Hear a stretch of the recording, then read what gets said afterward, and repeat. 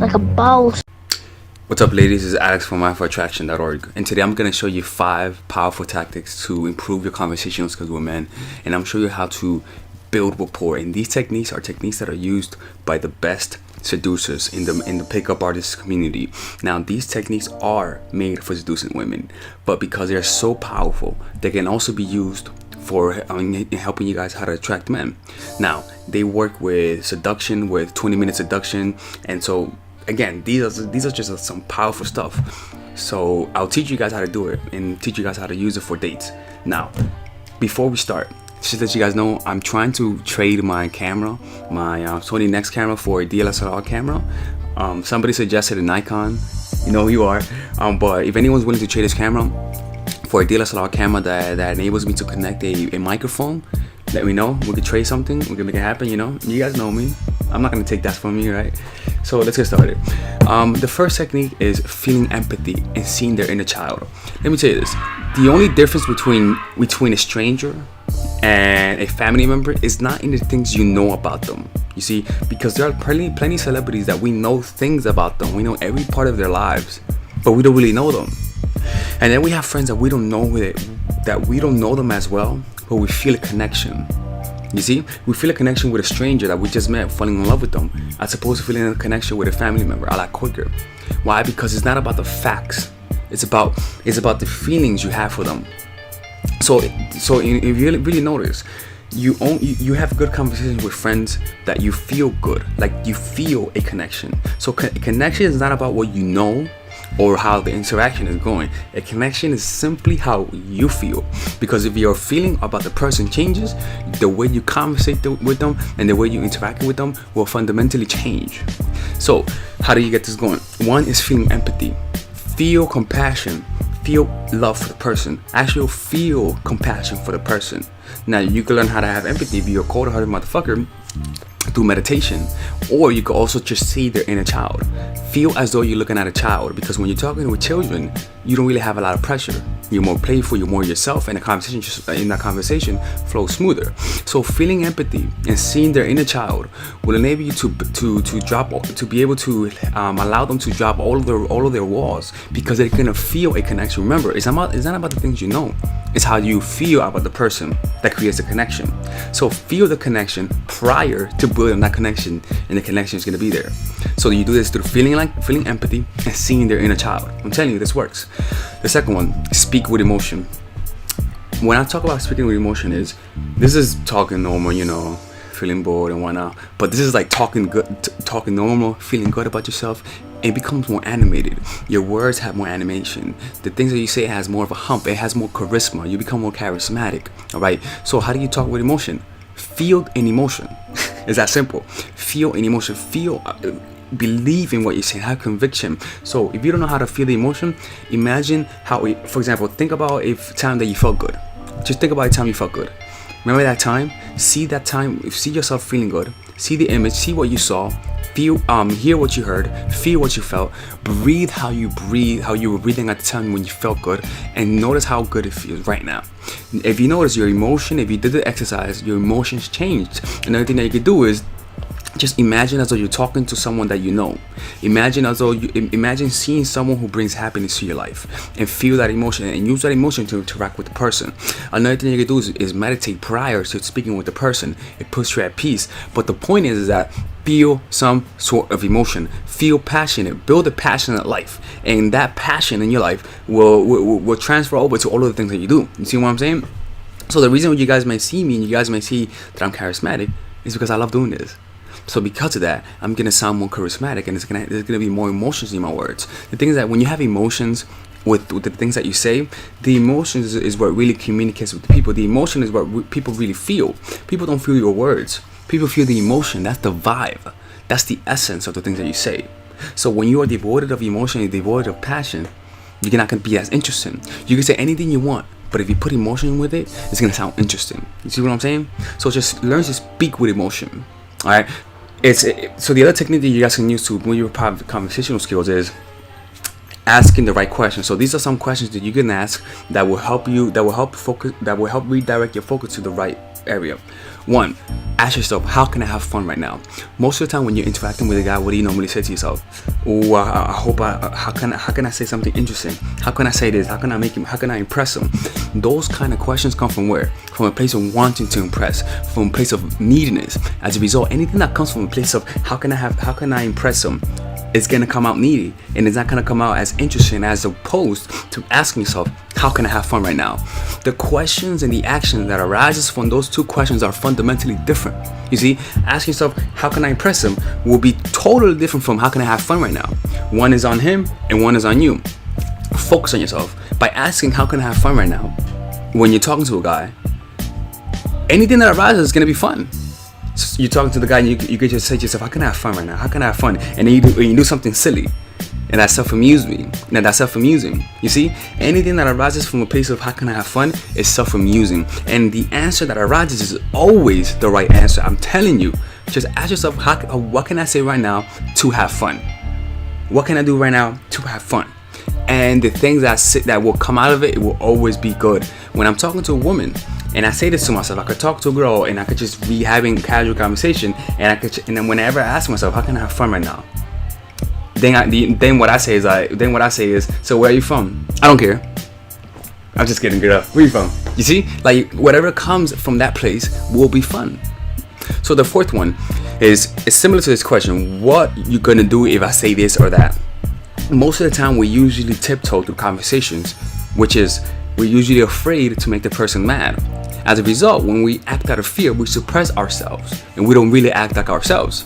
By the way, I'm on Patreon. If you guys are willing to support my channel, go to patreon.com/MA20, MA20, and you're able to support me there because I'm accepting donations. Anyways, trying to sneak that in there, you know what I'm saying?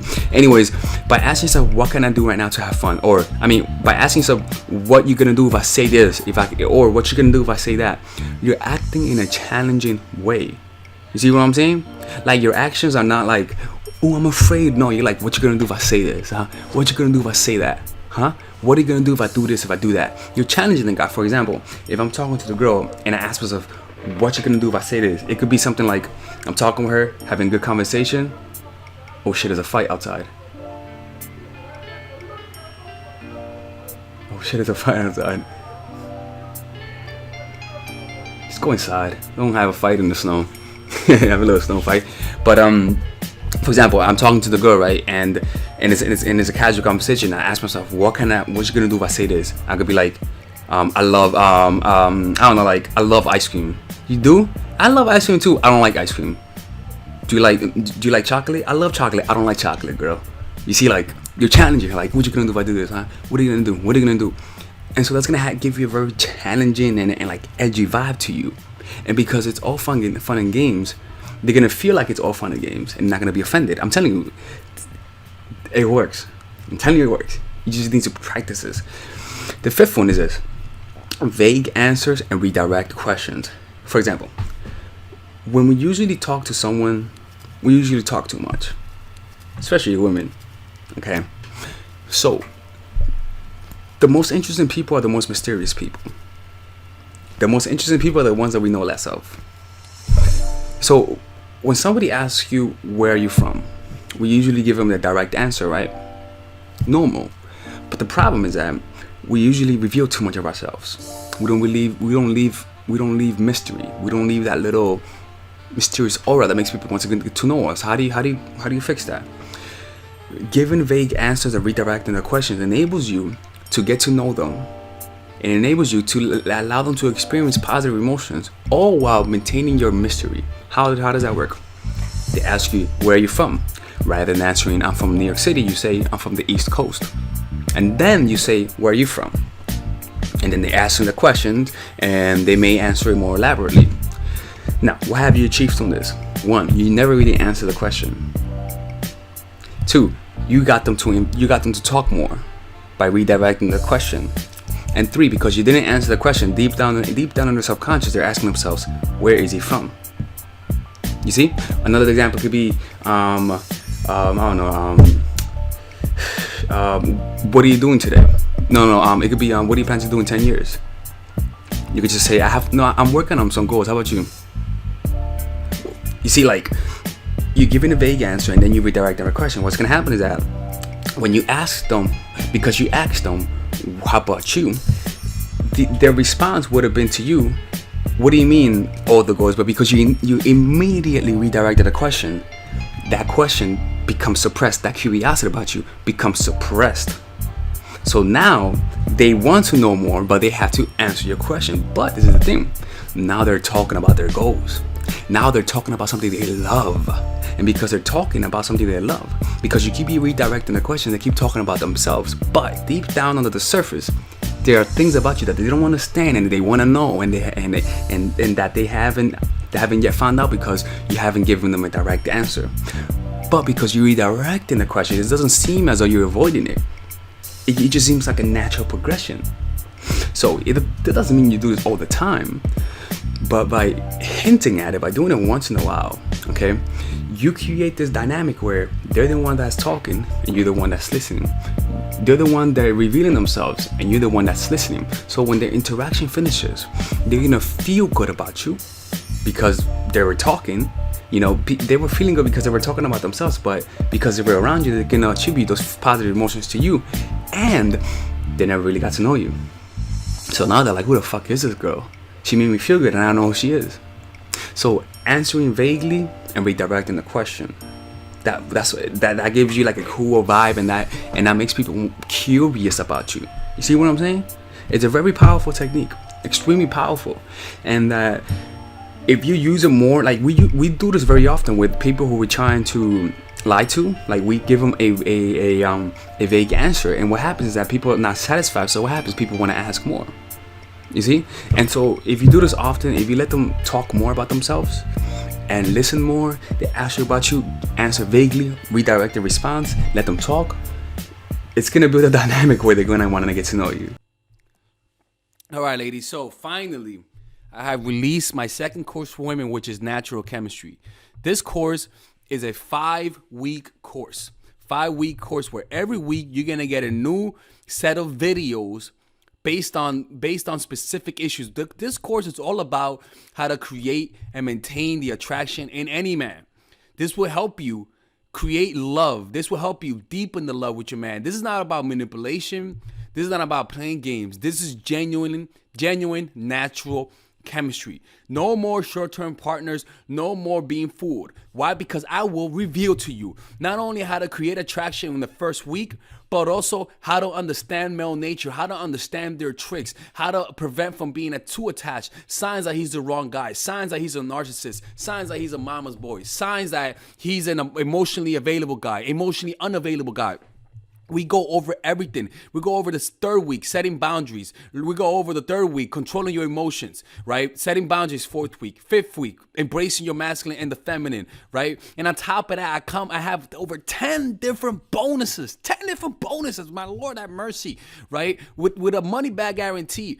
The bonus are 1, the natural chemistry, over 10 hours of content, right? The breakup formula, how to deal with a breakup, right? The connecting with your man, right? Establishing a life of abundance, social mastery, understanding your dark side, the goal setting seminar, which is about how to set and achieve goals, practical mastery that will teach you how to master anything, the laws of human nature. I have a book club for the laws of human nature with over 4 hours of content, right?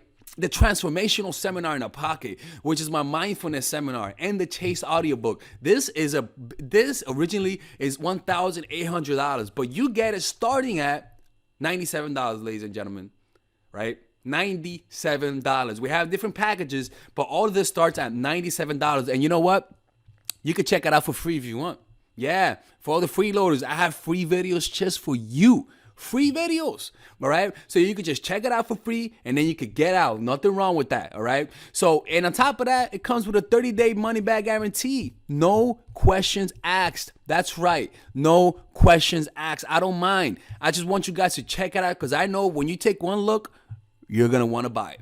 I can promise you. Just like my other course, the psychological game of attraction, it was a hit. You're going to love this one. This one is not about manipulation. This is genuine natural chemistry. Order it now, all right? I'll see you guys inside. Peace out.